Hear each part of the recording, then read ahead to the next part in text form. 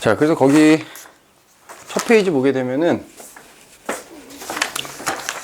자, 뭐 판의 운동과 변동대 그래서 나와. 그지? 지구가 원 써놔야지.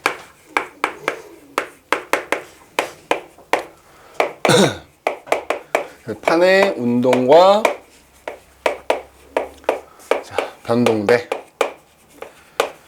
자, 지금 선생님이 그 1학년, 이제 니네 2학년이 되는 거니까 예비 고1들 통합과학도 똑같이 하고 있다만 우리 지구가 원 내용을 한 10주 정도에 걸쳐서 정리를 할 건데 중간중간이니까 막 너무 어렵지 않은 그냥 암기만 해도 되는 뭐 이런 것들은 좀 스킵하면서 하여튼 전체적으로 한번 끝까지 쭉 살펴볼 거야.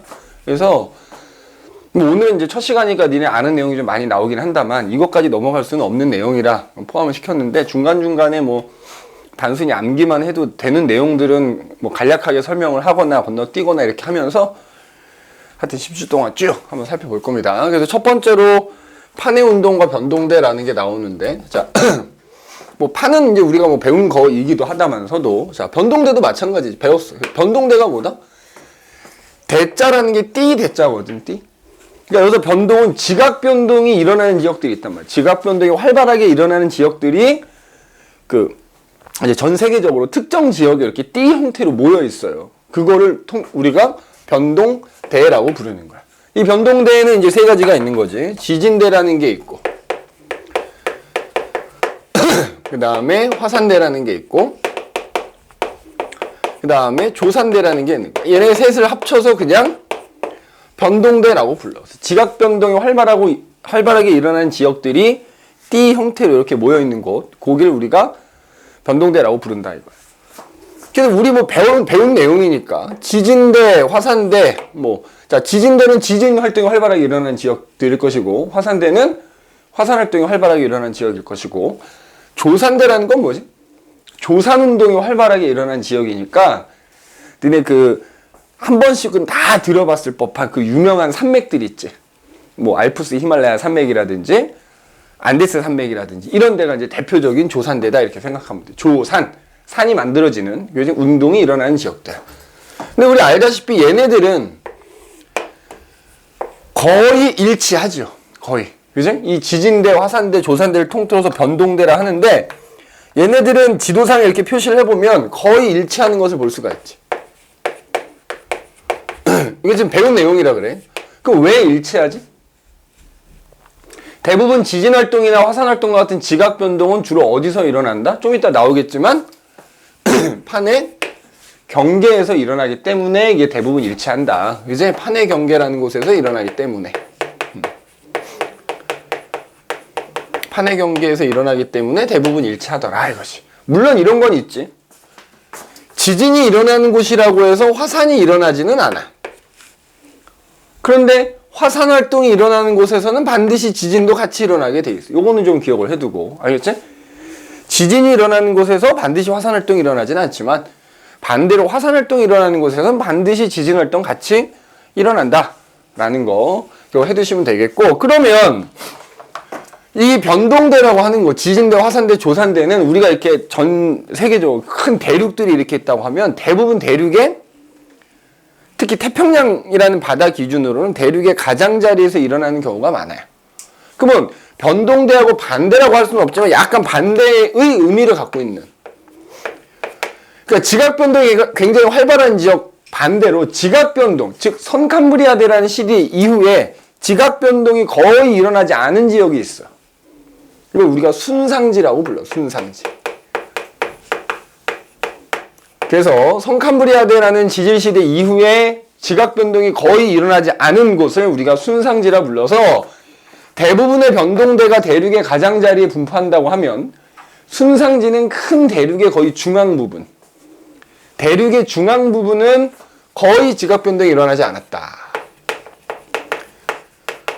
대륙의 중앙 부분. 그래서 순상지라는 말도 그냥 기억을 좀 해두는 게 그래서 대부분의 변동대는 대륙의 가장자리에서 나타난다. 반대로 대륙의 중앙 부분은 거의 오랜 시간 동안 지각 변동이 일어나지 않았다. 그래서 그런 데를 순상지라고 부른다라는 거 참고해 두시면 되겠다. 그러면 우리가 알고 있는 이런 대표적인 지진대, 화산대, 조산대가 여러 가지가 있을 텐데 그 중에서 가장 유명한 뭐 있지? 환태평양 지진대 또는 환태평양 화산대라고 하는 것이지.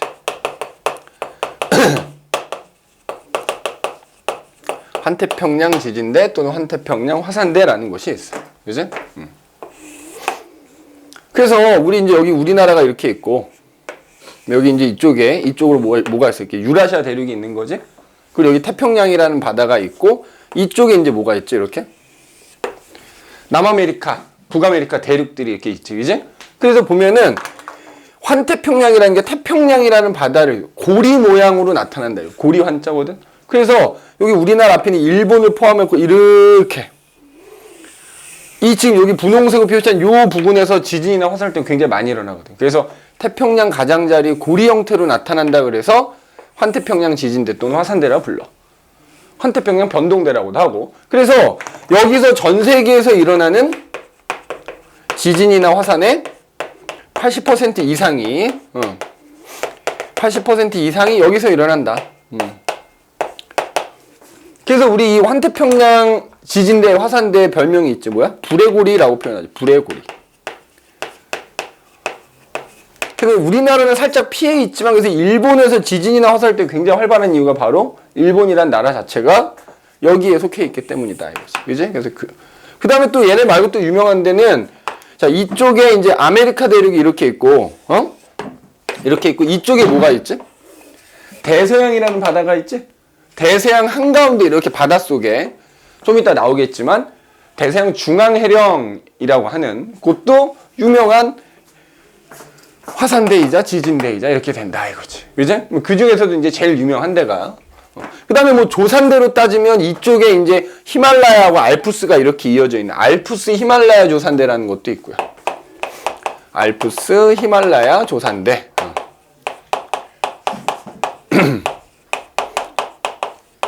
그래서 이 히말라야 산맥 밑에 있는 나라들 있잖아. 뭐 네팔 같은 데들. 그지? 뭐 방글라데시 뭐 이런 데들. 그지? 이런 데가 지진이 또 굉장히 잘 일어나지. 근데 굉장히 못 사는 나라들이다 보니까 한번 지진이 크게 일어나면 피해도 굉장히 크고. 그지? 요런 것들이 있다. 뭐 라는 거. 뭐 그 얘기죠. 그래서 거기 밑에 중간에 그림 보면은 뭐 화산대 표시되어 있고 지진대, 그지? 표시되어 있잖아요. 그지? 그래서 그 두 그림을 우리가 이렇게 크로스해 보면은 거의 일치하는 거를 볼 수가 있어요. 그지? 일치하는 걸 볼 수가 있어. 그 다음에 이제 세 번째로, 뭐 변동대는 방금 처음에 얘기한 거지. 그래서 이런 지진대나 화산대나 뭐 조산대와 같은 지각 변동이 활발한 지역을 변동대라고 부른다라는 거. 그지? 주로 대륙의 주변부다. 그래서 이제 요거에 대한 얘기가 뒷페이지부터 계속 나오게 될 겁니다. 그지? 계속 나오게 될 거다라는 얘기죠. 그래서 한 장 이제 넘겨보시면. 자, 그래서 이제 우리는 결국 이 지각 변동이라는 게 결국 판의 경계라고 하는 데서 이제 주로 일어나기 때문에 변동대가 거의 일치한다라고 얘기를 했는데, 그럼 이제 순차적으로 판이라는 게 뭐고? 그러니까 지금 우리가 이제 판구조론이라는 거에 대해서 얘기를 할 거거든. 판구조론. 근데 그 이제 밑에 한번 봐봐. 뭐 그 그 이제 뭐 수성론, 화성론 나오고 대륙이동설 나오고 판구조론의 변천까지 쭉 나온다만, 그러니까 이 판구조론이라는 이론에 대해서 우리가 공부를 할 텐데, 판구조론이라고 하는 게 나오기까지 이제 과정들이 좀 있단 말이죠. 그거를 먼저 얘기를 한번 해보자. 이제 그래서 첫 번째는 사실 큰 저거는 없다만, 뭐 암석이라는 게 이제 어떻게 만들어지느냐.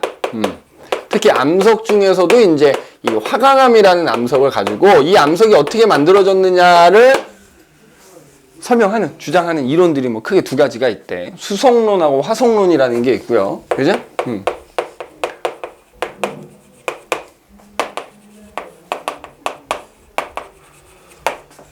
그냥 읽어만 보고 넘어가자는 얘기지. 화강암이라는 암석을 지금은 우리가 어떻게 설명하지? 우리 중학교 때부터 화강암이라는 암석 뭐 1학년 때 배운다면 어떻게 만들어진다고 배웠어? 마그마가 땅속에서 천천히 식어서, 그지? 그 결과 화강암이라는 암석을 이루는 그 광물들 입자가 굉장히 크게, 조립질이다 표현하지? 크게 나타나잖아. 근데 자, 수성론이라는 건 뭐겠어요? 그래서 숫자가 뭐겠니? 물 숫자인 거고요. 그지? 요거는 불화자겠지? 맞아? 그러니까 우리가 배운 거는 사실 화성론이라고 보면 되는 거지. 거기 보면은 허턴이라는 사람이 암석이라고 하는 것은 뭐 특히 이제 그 중에서도 화강암에 대한 얘기라고 했으니까 지구 내부의 어떤 열에 의해서 녹은 용융된 뭐 마그마로부터 결국 그 마그마가 굳어서 화강암이 만들어졌다. 마그마가 그지? 마그마가 식어서 그 결과 이제 입자가 큰 천천히 식어서 화강암이 만들어졌다라고 하는 게 화석론이라면, 수석론 여기서 이게 물 숫자야. 그러니까 이 수석론이라는 사람은 베르너라는 사람이 주장을 했다고 하는데, 그러니까 물 속에 여러 가지 그 광물 입자들이 녹아 있다가 그 물이 이제 뭐야 식으면서 거기 녹아 있던 광물들이 가라앉고 쌓여서 만들어졌다라고 주장한 게 수석론인 거야. 그지? 그래서 물 속에 있는 녹아 있던 여러 가지 광물 입자가 그게 이제 가라앉아서 물이 식으면서 그게 가라앉아서 쌓여가지고 화강암이란 암석이 됐다라고 주장을 한 거야. 근데 이게 뭐 내용이 복잡하게 들어가면 한도 끝도 없으니까. 근데 당시에 사실 우리가 배운 입장에서는 이 말이 맞는 말인 건데, 당시에는 사실 수석론이 더 지지를 많이 받았대. 왜냐면 이제 이게 이제 또 암석을 만들어지는 것뿐만 아니라 우리가 살고 있는 육지가 어떻게 만들어졌냐를 설명하는 걸로도 이어지거든. 그러니까는 화석론을 주장한 학자 입장에서는 육지는 솟아올랐다 이거지. 우리가 사는 대륙은 이게 융기를 해갖고 대륙이 만들어진 거라고 설명한 반면에, 수석론은 암석이 만들어지는 것도 설명하지만 그 육지는, 그러니까 무거운 육지가 있고 가벼운 물이 있으면 무거운 육지가 움직이는 것보다는 물이 움직이는 게 더 저거 할 거다라고 생각을 해갖고 물이 이제 빠져나가면서 육지가, 물속에 잠겨있던 육지가 물이 빠져나가면서 육지가 드러나서 우리가 살고 있는 대륙이 만들어졌다 뭐 이렇게 주장을 했거든. 그러니까 이게 성서적인 내용하고도 좀 연결이 되는 거야. 그 교회 다니는 사람 있냐? 그지? 교회 다니면 교회에서 그거 뭐지? 하나님이 인간 세상에 분노하셔가지고 비를 내리지. 그래서 누구한테? 노아야, 너는 배를 만들어라.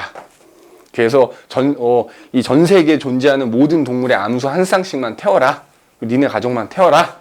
그래서 이제 엄청난 홍수가 발생을 하지. 그러니까 그런 성서적인 내용하고 맞물려가지고 수석론이 뭐 지지를 좀 받았었다 그래. 근데 어쨌든 요런 내용이 좀 있다라는 거 그냥 참고해도, 좀 생뚱맞을 수도 있는데 이렇게 참고해 두시면 될 것 같고, 그럼 결국 이제 본론은 우리가 이 판구조론이라고 하는 이론이 나오기까지 과정.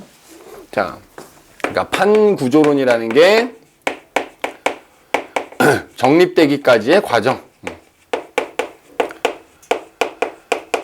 자, 이것도 중학교 때 일부 우리가 배우죠. 제일 처음에 뭐가 있지? 대륙이동설이라는 게 있는 거. 대륙, 그지? 대륙이동설.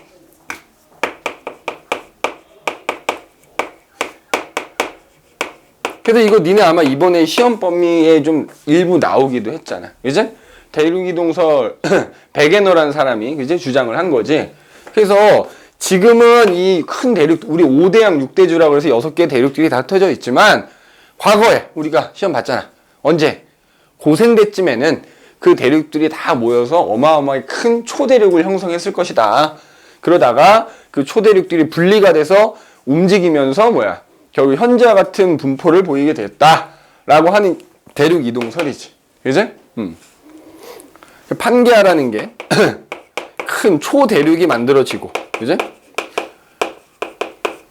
그 초대륙이 분리되고, 그지? 이동해가지고 현재와 같은 모습이 되었다 라고 이제 주장한 게 대륙 이동설인 건데, 그래서 뭐 우리가 배운 대로라면은 일단 하자. 19분. 자, 그래서 고생대 말에는 이제 판게아라는 게 형성이 되고, 중생대쯤에는 그게 이제 분리가 돼서 이동이 되고, 그 다음에 이제 한 신생대쯤 되었을 때 이제 현재와 같은 분포가 되었다 뭐 이렇게 주장을 한 거지. 근데 이 사람이 당연히 이렇게 주장을 할 때는 근거를 제시하면서 이제 주장을 했겠지. 이 사람이 이렇게 주장한 근거. 자, 첫 번째는 현재 멀리 떨어져 있는 두 대륙, 그러니까 아프리카 대륙하고 예를 들어서 뭐 남아메리카 대륙에서 화석이 발견이 됐는데 동일한 종류의 생물 화석이 발견된 거야. 거기 그림에도 나와 있지만 뭐 그 고생물 화석의 분포 그래가지고 글로소프테리스라는 화석이 남아메리카 대륙에서도 발견되고 아프리카 대륙에서도 발견되고 뭐 남극 오스트리아 대륙 다 발견되더라 이거지. 그러면은 멀리 떨어진 그 대륙에서 같은 종류의 생물 화석이 발견이 된다는 거는 만약에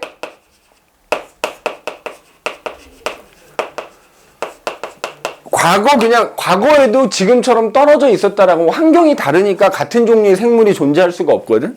근데 현재는 멀리 떨어져 있지만 같은 종의 생물 화석이 나왔다라는 건 뭐야?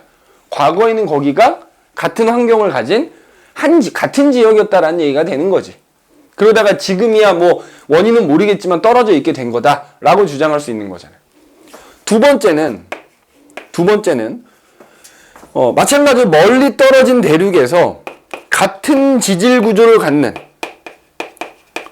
지층이 나타나더라 이거지. 그러니까 뭐 예를 들자면 지층이 쌓여있는 순서라든지 지층을 이루는 입자 이런 것들이 지역마다 다를 거 아니야. 그런데 거기 지금 그림에도 나와 있지만 뭐 예를 들어 북아메리카 대륙하고 아프리카 대륙에서 발견된 지층을 이렇게 조사를 해보니 뭐 이게 정확한 그림은 아니지만 만약에 여기가 북아메리카에서 발견된 지층이고 여기가 아프리카에서 발견된 지층이라고 하면 그 지층의 어떤 나타나는 구조, 지질 구조라고 하는 게 멀리 떨어져 있는 두 대륙인데도 불구하고 지질 구조가 동일하게 나타난다 이거야.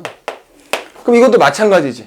애초부터 서로 다른 지역이었다라면 이렇게 동일한 지질 구조가 나타날 수가 없거든. 여기는 지금 뭐 이렇게 뭐 X표, 동그라미표, 삼각형, 네모로 표시한다만 뭐 이 안에서도 여러 가지 구조들이 나타난단 말이지. 근데 그게 동일하다라는 건 마찬가지로 과거의 요 지역이 같은 지역이었으니까, 그지? 거기서 쌓이고 지층이 쌓인 이후에 걔네가 분리가 돼서 흩어졌다는 얘기가 되는 거니까 이것도 대륙 이동의 근거로 제시했다 이거지. 세 번째는 지금은 이제 우리가 세계 지도를 가지고 니네 오려도 돼. 오려가지고 이렇게 딱 퍼즐 맞추기 하듯이 맞춰보면 그 남아메리카 대륙의 동해안 쪽하고 아프리카 대륙의 서해안 쪽의 해안선이 거의 일치해. 물론 이제 오랜 시간 동안 풍화나 침식을 받아서 조금씩 이렇게 달라진 부분은 있지만 거의 그 일치하더라는 거지. 멀리 떨어진 대륙들의 해안선이 거의 일치하더라.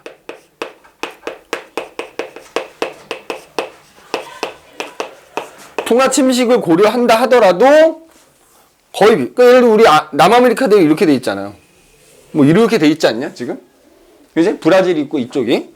그 다음에 아프리카 대륙 보면은 뭐 이런 식으로 돼 있잖아. 그 보면은 요쪽 해안선하고 지금 내가 좀 그림을 뭐 이렇게 유상하게 그려서 그리긴 하다만 요쪽 해안선이 마치 퍼즐 딱 짝 맞추듯이 딱 거의 일치하더라 이거지. 물론 이제 그 떨어져 있는 기간 동안에 풍화 침식이 일어난 건 고려를 해야 되겠지. 그래서 해안선이 거의 일치하더라 이거지. 해안선이 거의 일치하더라는 거야. 자, 그 다음에 지금 현재 전 세계에 빙하가 남아있는 곳, 그 다음에 빙하는 없지만 빙하의 흔적이 있는 곳. 그래서 이렇게 모아보면 그 마찬가지로 빙하가 한 곳에 형성이 됐다가 그게 각자 대륙 찢어지면서 그 방향으로 이동해 갔다라는, 그러니까 현재 빙하가 있는 곳, 남극 대륙이 있을 거 아니야? 그럼 남극 대륙이 있고 그 주변에 뭐 남아메리카 대륙이 있고 아프리카 대륙이 있고 이럴 거 아니야? 그럼 우리 알다시피 아프리카 대륙엔 빙하가 없지만 예전에 빙하가 있었던 빙하가 그 녹은 흔적이 남아있거든? 그걸 이렇게 모아보면 마찬가지로 남극 대륙을 중심으로 이렇게 모인다 이 말이지. 그래서 현재 남아있는 빙하의 분포나 흔적, 그래서 그걸 가지고 빙하가 어느 방향으로 이제 이동했는지 또 알 수가 있는 거고, 그게 결국 한 곳에 모이더라 이것이. 그래서 이런 근거들을 토대로 자, 대륙이 과거에는 하나로 모여 있다가 어느 순간 찢어져서 현재와 같이 흩어지게 됐다라고 주장한 게 대륙 이동설이란 말이야. 그럼 다 좋다 이거지. 백연호라는 사람이 대륙 이동 주장 다 좋다 이거야. 그러면 이제 사람들이 질문을 하겠지. 궁금해하겠지. 그러면 어떻게 움직였냐? 이 붙어있던 대륙이 뭐에 의해서 찢어진 거고 갈라진 거고 어떤 힘에 의해서 얘가 움직여 갔느냐라고 물었을 때 백연어가 그거에 대한 어떤 그건 제시를 하질 못한 거야. 지금은 우리는 배워서 알잖아. 멘틀 대류 때문에 움직인 거다라고 하면 되는데 당시에 백연어라는 사람은 그거 설명을 못한 거야. 설명을 못해서 인정을 못 받은 거지. 그지? 인정을 못 받은 거야. 그래서 이제 이 제자가 있어. 베게너라는 사람이 제자가 있는데 그 사람이 1928년에 홈스라는 사람이 바로 이제 우리가 알고 있는 뭐야? 멘틀 대류설이라는 걸 주장합니다. 멘틀 대류설이라는 걸 주장해. 멘틀 대류설. 그럼 멘틀 대류설이라는 게 뭐냐? 말 그대로 우리가 살고 있는 지구에 지각이 있을 것이고 지각 아래쪽에는 멘틀이 존재한다 이거야. 그럼 그 밑으로 이제 외핵, 내핵이 존재할 거 아니니? 그러면 그 핵에서 올라오는 열, 그리고 멘틀에 존재하는 여러 방사성 원소들이 붕괴할 때 발생하는 열에 의해서 이 멘틀에서 말 그대로 뭐가 일어난다? 천천히지만 뭐가 일어난다? 대류가 일어난다 이거지. 그럼 대류가 일어나게 되면 대류가 일어나지 않는 그 윗부분은 뭐야? 힘을 받는 거지, 힘을. 자, 예를 들어서 지금 대류가 암석이 움직이는 거거든, 어쨌든. 이렇게 대류가 일어난다고 하면 이 윗부분은 여기를 기준으로 하면 이렇게 양쪽으로 뭐야? 양쪽에서 이렇게 잡아당기는 힘을 받게 되는 거 아니야? 이거 양쪽에서 잡아당기는 힘을 뭐라 그러니?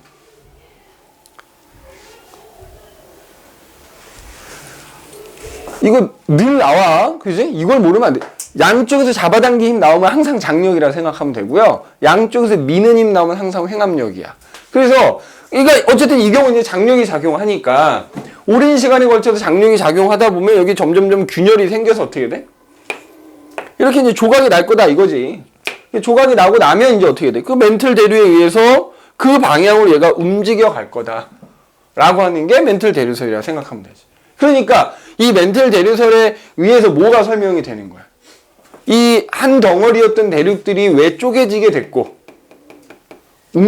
어떤 힘에 의해서 움직여 가게 됐는지가 이 멘틀 대류설로 설명이 되더라 이 말이야.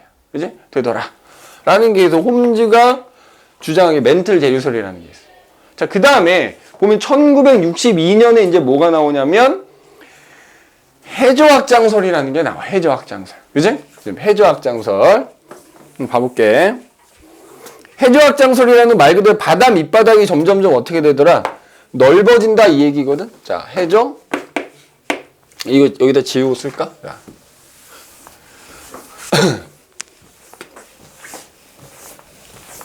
자, 그래서 이제 처음에 대륙이동설이 나왔고, 대륙이동설에서 대륙이 어떻게 움직이는지 뭘 설명하지 못했다고? 한계라고 한다면 그 대륙 이동의 원동력 설명하지 못했다. 그지? 대륙 이동의 원동력이 뭔지를 설명하지 못해서, 그지?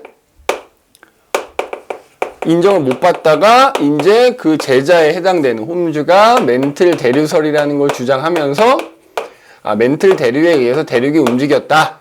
이 원동력이 이제 설명이 된 거지. 그리고 나서 이제 뭐가 나왔다고? 방금 얘기 해저. 이걸 연장선이라고 생각하면 되겠다. 해저 확장설이라는 게 나오다. 그럼 바다 밑바닥이 뭐 한다는 거야? 점점 넓어진다는 얘기잖아. 자, 그러니까 바다가 이렇게 있고요. 바다 밑에 이제 지각이 이렇게 있을 거 아니야. 그리고 지각 밑에 멘틀이 있었겠지? 그럼 홈스의 주장대로라면 밑에서 멘틀 대류가 이렇게 일어나니까, 마찬가지로 오랜 시간 동안 힘을 받으면 이 균열이 깨져, 이렇게. 쪼개졌어. 자, 이렇게 그냥 그릴게. 여기가 지각을 포함해서 그 대류가 일어나지 않는 부분이라고 이렇게 이제 대류가 이렇게 일어난다고 하자 이거지. 그럼 여기가 이제 쪼개졌어. 조각 났어. 그러면 이제 여기 이제 바다 밑바닥인 건데 이렇게 조각이 난 거잖아, 지금. 그지? 그럼 그게 이제 이렇게 그 방향으로 움직여 갔다 이거지. 그럼 여기에 뭐가 생겨? 이게 틈이 생기는 거 아니야? 맞지? 그럼 틈이 생기니까 그 사이로 멘틀에서, 그러니까 우리가 흔히 이제 마그마라고 생각하면 되겠지. 멘틀 물질이 이렇게 올라와가지고 여기가 채워진다 이거야. 채워져서 새로운 뭐야? 해양 지각, 바다 밑바닥이 만들어진다 이거지. 여기 다 채워졌겠지. 이렇게 다 채워졌겠지. 그지? 이게 다, 물론 여기 이렇게 이제 화산이 뭐 화산 뒤에 나오겠지만 해령 그래갖고 화산 같은 게 나오겠다만 이렇게 된 거지. 시간이 지나 또 천천히 1년에 몇 센치씩 가니까 천천히 이제 늘어난다 그러면 또 거기에 늘어났어 이렇게. 그래서 이렇게 이제 또 벌어진 거지. 그럼 아까 이제 멘틀 물질이 올라와서 이만큼 이렇게 채워졌었는데 또 벌어졌어. 또 멘틀 물질이 올라와서 또 채워져 이렇게. 그죠? 이렇게. 이런 식으로. 그래서 점점 여기 이제 뒤에 나오겠죠. 여기를 우리가 해령이라고 부르잖아. 그래서 해령을 축으로 해가지고 양쪽으로 해저가 점점 넓어질 거다라고 하는 게 해저 확장설이야. 자, 마찬가지로 이것도 이 사람이 어떤 근거를 제시하면서 이 해저 확장설을 주장을 했겠지. 첫 번째, 자, 이거 근거. 실제로 이 사람이 시추를 한 거야. 바다 밑바닥을 땅을 파본 거지. 그래서 암석의 나이를 측정을 해본 거야. 그러면 지금 이 사람 주장대로 시간이 지날수록 점점 이렇게 된다고 하면 해령을 기준으로 했을 때 지금 초록색은 방금 만들어진 거잖아. 분홍색은 그 전에 만들어진 거지. 하얀색은 그 전부터 있던 애지. 그러니까 해령을 축으로 해령에서 멀리 가면 갈수록 어떻게 돼? 그 암석의 나이가 점점 많아질 거라고 생각했는데 실제로 시추를 해보니 암석의 나이가 많아지더라 이거지. 자, 그래서 이거 그래프로 나타내면 자, 여기를 해령으로부터 거리라고 하고요. 여기를 우리가 암석의 나이라고 하면은 해령에서부터 멀어질수록 암석의 나이가 점점 많아지는 걸 실제로 볼 수가 있다고. 그게 이제 해령을 기준으로 좌우 이제 대칭으로 이렇게 나타나는 거예요. 이렇게. 그지? 그래서 첫 번째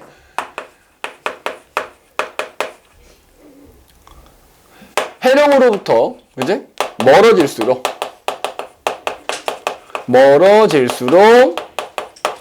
실제로 암석의 나이가 많아지더라 이거지. 암석의 나이가 많아진다. 두 번째는 자, 이게 몇십만 년, 몇백만 년이 걸쳐 천천히 계속 일어나고 있으니까 봐봐. 그럼 그 사이에 여기에 뭐가 쌓여 있어? 퇴적물이 이렇게 쌓여 있을 거 아니야. 맞지? 그러면 지금 분홍색은 이제 막 생긴 애니까 퇴적물이 거의 없거나 되게 조금 쌓여 있을 거고 하얀색은 오래된 암석이니까 많이 쌓여 있다고. 또 벌어져. 그럼 여기 더 많이 쌓였을 거고 분홍색은 조금 쌓였을 거고 초록색은 이제 막 생긴 거니까 뭐 얼마 안 생기겠지. 마찬가지로 퇴적물의 두께를 또 측정을 해본 거야. 그랬더니만 나이하고 마찬가지로 퇴적물의 두께도 어때? 해령에서 멀어질수록 쌓여있는 퇴적물의 두께가 두껍게 나타나더라 이거지. 이게 퇴적물의 두께라고 합시다. 퇴적물의 두께. 해령에서 여기가 해령인 거야. 여기 해령을 기준으로 해령에서 멀리 가면 갈수록 암석의 나이도 많아지고 쌓여있는 퇴적물의 두께도 점점 두꺼워지더라 이거지. 그래서 두 번째가 해령으로부터 멀어질수록 쌓여져 있는 퇴적물의 두께도 점점 두꺼워지더라. 점점 두꺼워지더라. 그게 아마 그 페이지로는 아마 저 뒷페이지 중 순서가 조금 섞여 있어가지고 페이지로 니네 그 다음 장 넘겨보면은 해저지형이라고 나오는 그 그림 밑에 보면은 해양저 확장설 뭐 이렇게. 자, 그 다음에 세 번째 근거로 제시한 게 뭐냐면 고지자기 줄무늬가 나타나는데 그 줄무늬가 해령을 중심으로 좌우 대칭적으로 나타나더래. 자, 그럼 요게 이제 여기서 이거는 사실 어려울 거 없으니까 요 세 번째 내용을 한번 보잔 말이에요. 자, 뒤에 가서 나오겠지만 지구가 하나의 커다란 자석이지? 그지? 그래도 지구의 북극과 남극은 극을 지니고 있다며. 자, 그럼 현재는 우리가 뭐 실제로는 이제 좀 이따 차이는 얘기하겠다만 북극 쪽이 극으로 따지면 무슨 극이야? 우리 나침판에 조그만 자석이 들어있는 건데 나침판은 항상 나침판의 N극이 북쪽을 향하지? 그러니까 이 북극 쪽이 극으로 따지면 S극이 되고 남극 쪽이 N극이 되는 거거든? 그럼 뒤에 가서 다시 한번 얘기하겠다만 요와 같을 때를 정자극기라고 불러. 뭐라 부른다고? 정자극기. 근데 이게 주기적으로 바뀌어. 그러니까 현재는 북극이 S극인데 언젠간 이게 N극으로 바뀔 때가 있다고. 이거는 S극으로 이렇게 바뀔 때가 있어. 그렇게 극이 바뀌면 이때를 역자극기라고 불러. 과거에도 이게 계속 바뀌어왔단 말이지. 우리는 알 수 없었지만 이게 계속 바뀌어왔고 앞으로도 계속 바뀔 거라고요. 그러면 무슨 얘기냐 하면 만약에 정자극기일 때 정자극기. 예를 들어서 여기 봐봐.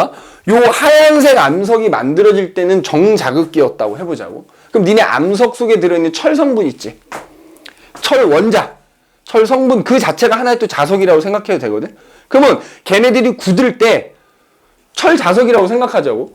그러면 걔네들이 띄고 있는 자극이 각각 이쪽과 이쪽을 향하게 될 거 아니야. 그러니까 예를 들자면 위에서 봤을 때 만약에 봐. 위에서 봤을 때 여기가 해령이고 자, 암석이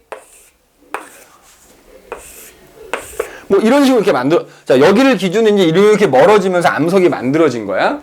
만약에 요 암석이 만들어질 때는 요 암석하고 요 암석이 동시에 만들어진 거겠지? 이렇게 벌어지는 거니까 여기 같이 이걸 위에서 지금 내려다본 모습이야. 그러면 요때 만약에 이쪽이 북쪽 방향이라고 치자고. 근데 그 시기가 북극 쪽이 S극인 정자극기라는 시기였다고 하자 이거야. 그러면 그 암석에 들어있는 철 성분들이 그 방향으로 일정하게 배열되면서 자화가 되거든. 그러니까 예를 들어서 이때는 정자극기였다 그러면 북극 쪽이 S극일 테니까 이런 식으로 굳이 자석 그림으로 그리자면 이런 식으로 배열이 되면서 암석이 굳어. 준호 이해됐어? 그러니까 내가 그림을 자석 그림을 그려서 그런 건데 그 암석에 들어있는 자성을 띠는 성분들이 그 방향으로 일정하게 배열이 되면서 암석이 굳어진단 말이야. 그러니까 그걸 자석이라고 치면 그냥 예를 들어서 이 암석이 만들어질 시기가 우리가 북극이 S극이었다고 치자고. 그럼 암석들에 들어있는 그 자성을 띠는 성분들이 이런 식으로 배열되면서 암석이 만들어진다고. 암석이 굳을 때. 근데 그게 굳어지고 나면 그 배열이 안 바뀌어. 그런데 그러면 이제 얘가 이렇게 배열되면 이쪽 암석도 똑같이 이렇게 배열돼. 그 안에 이런 식으로 배열되어 있을 거라고. 얘네들도. 맞아? 얘하고 동시에 만들어지는 거라고.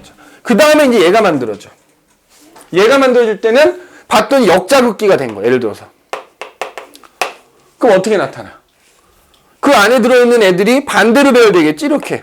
왜냐면 역자극기 때는 북극이 N극이 될 테니까 뭐 자석으로 따지면 S극에 해당되는 애들이 그쪽을 향하게끔 배열되면서 굳어진단 말이야.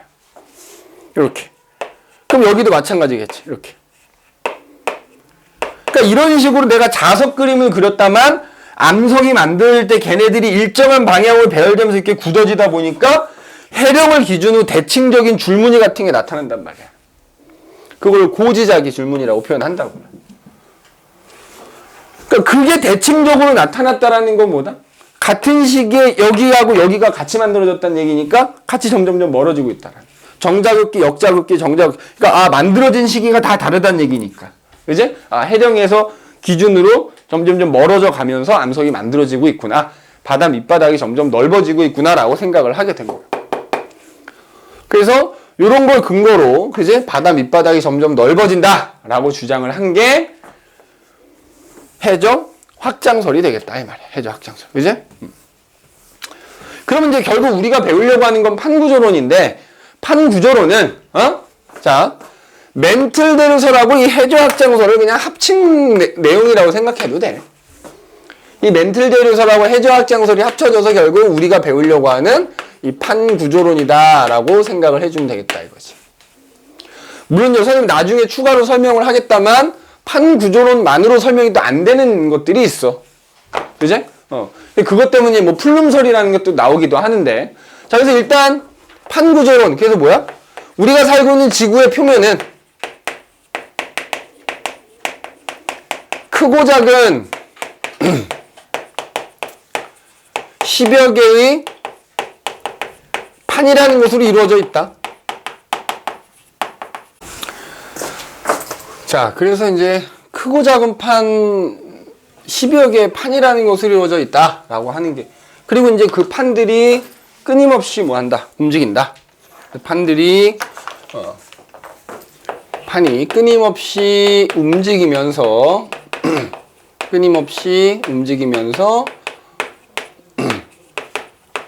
여러 가지 지각 변동을 일으킨다.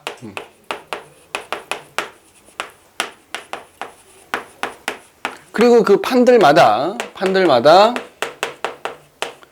이동하는 방향이나 이동하는 속도는 다 다르다. 라고 하는 게 이제 판 구조론이다 이렇게 생각하면 되는 거야. 그래서 내용적으로 봤을 때 이제 얘네들이 포함되어 있다 이렇게 생각하면 되고요. 그래서 보면은 그 판이라는 게 뭐냐? 자, 우리가 이렇게 살고 있는 지구의 표면, 지각이 있을 것이고, 그지? 지각이 있을 것이고, 그 아래 멘틀이 이렇게 있을 거란 말이야. 아까 멘틀 대려서 얘기한 거야. 그래서 마찬가지로 지구 내부에서 올라오는 열, 그 다음에 방사성 원소가 붕괴될 때 발생하는 열 등에 의해서 멘틀에서도 이렇게 이제 대류가 이렇게 일어나는 부분이 있다 이거지. 이렇게.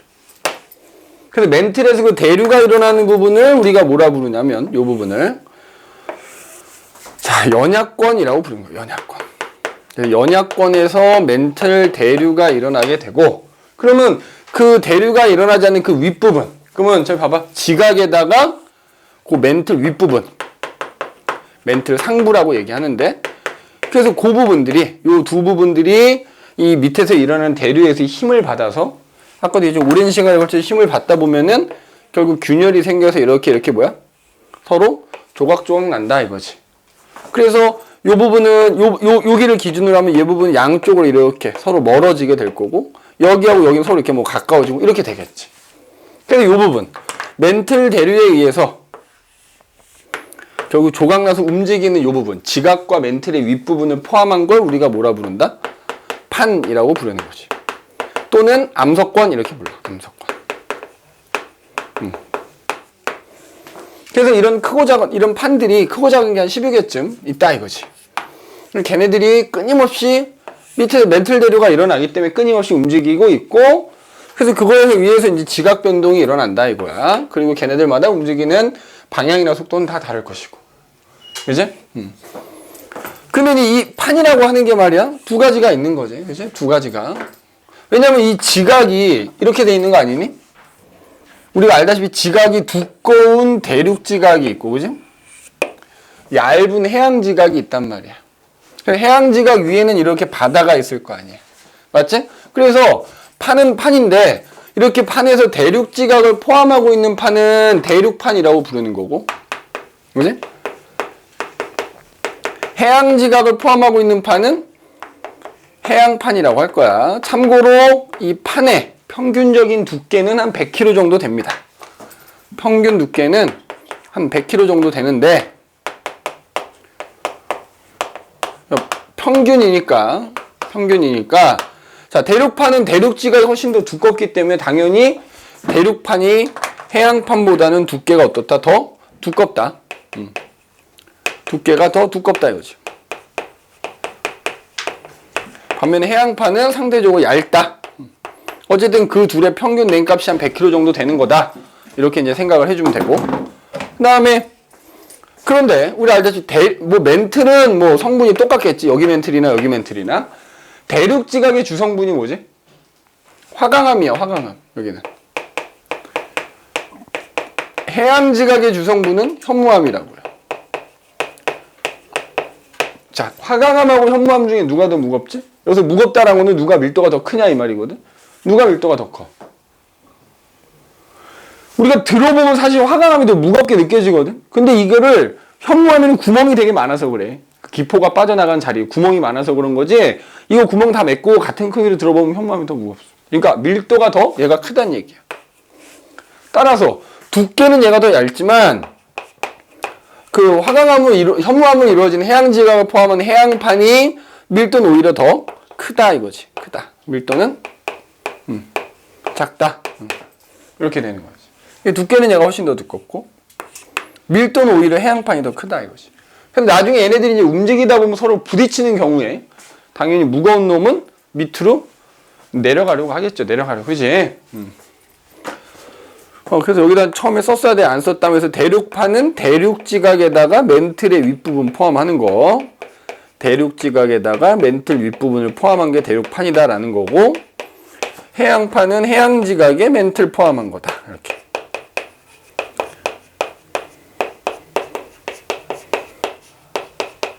그래서 이렇게 판은 이렇게 두 개, 대륙판과 해양판으로 이렇게 구분을 할 수가 있다 이거야.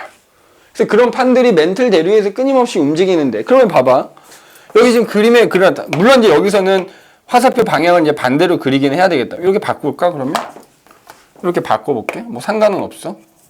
바꾸면은 이제 얘네가 서로 이렇게 부딪히게 될 거고, 그지?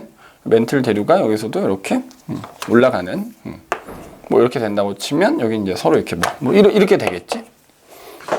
그래서 보면은 이 부분 판과 판이 어쨌든 마주하고 있는 부분이 있죠. 그게 서로 가까워지든 멀어지든 그 마주하고 있는 부분에서 이제 소위 말하는 지각 변동이 일어나는 거야.